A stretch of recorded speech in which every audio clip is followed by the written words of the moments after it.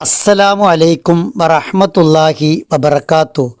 ഖുർആൻ പഠനം ആയത്തുൽ കുർസി ഭാഗം 6. അല്ലാഹു എല്ലാം അറിയും. ബിസ്മില്ലാഹിർ റഹ്മാനിർ റഹീം. അൽഹംദുലില്ലാഹി റബ്ബിൽ ആലമീൻ. വസ്സലാത്തു വസ്സലാമു അലാ റസൂലിഹിൽ അമീൻ വഅലാ ആലിഹി വസഹ്ബിഹി അജ്മഈൻ. യഅലമു മാ ബൈന ഐദീഹിം വമാ ഖൽഫഹും. യഅലമു അല്ലാഹു അറിയും, മാ ബൈന ഐദീഹിം അവരുടെ മുന്നിലുള്ളതും, വമാ ഖൽഫഹും അവരുടെ പിന്നിലുള്ളതും. എല്ലാം അറിയുന്നവനാണ് അല്ലാഹു.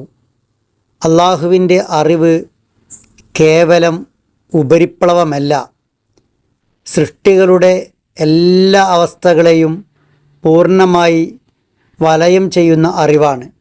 മാ ബൈന ഐദീഹിം അവരുടെ മുന്നിലുള്ളത്, വമാ ഖൽഫഹും അവരുടെ പിന്നിലുള്ളതും.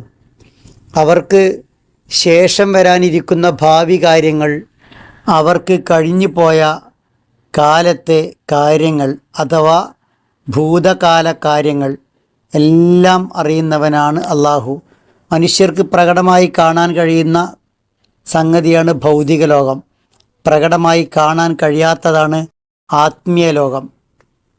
ഇതെല്ലാം അല്ലാഹു അറിയും. സൃഷ്ടികൾക്ക് ഒരാൾക്കും സ്വന്തം ഭാവിയെക്കുറിച്ച് പോലും കൃത്യമായ അറിവില്ല. തങ്ങളില്ലാത്ത ഒരു കാലത്തെക്കുറിച്ചും അറിവില്ല. എന്നാൽ അല്ലാഹു കാലാതീതനാണ്.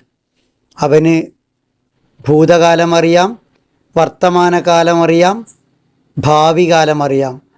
ത്രികാലജ്ഞാനിയാണ് അല്ലാഹു.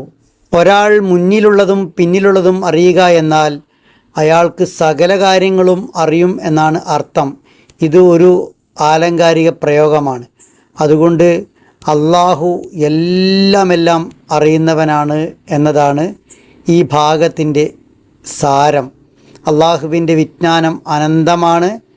മനുഷ്യരെ പോലെ പരിമിതമായ അറിവുകളല്ല അല്ലാഹുവിനുള്ളത്. ആദിമധ്യാന്തങ്ങൾ എല്ലാം പടച്ചവനറിയാം. മുന്നിലുള്ളത് എന്നാൽ പരലോകം, പിന്നിലുള്ളത് എന്നാൽ ദുനിയാവ്.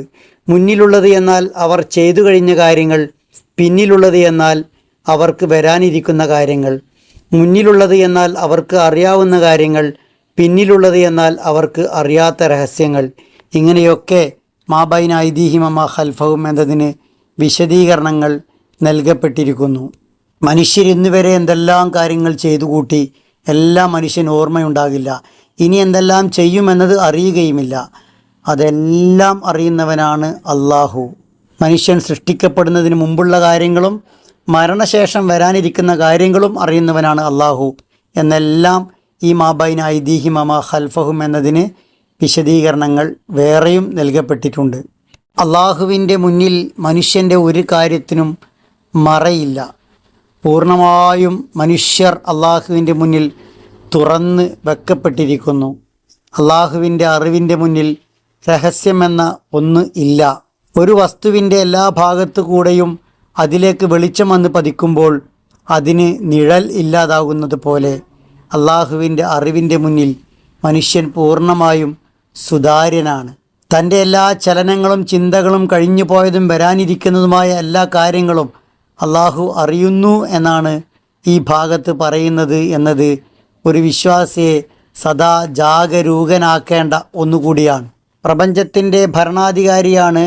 വസിയ കുർസിയുഹു സമാവാതി വൽ അർള്. ആകാശഭൂമികളിലെല്ലാം ആധിപത്യം വാഴുന്നവനാണ് അല്ലാഹു എന്ന് പറഞ്ഞുവല്ലോ. ആ അല്ലാഹുവിന് തൻ്റെ പ്രജകളുടെ എല്ലാം അറിയാം. എല്ലാം അവൻ്റെ അധികാരത്തിൻ്റെ പൂർണ്ണതയിൽപ്പെട്ടതാണ്.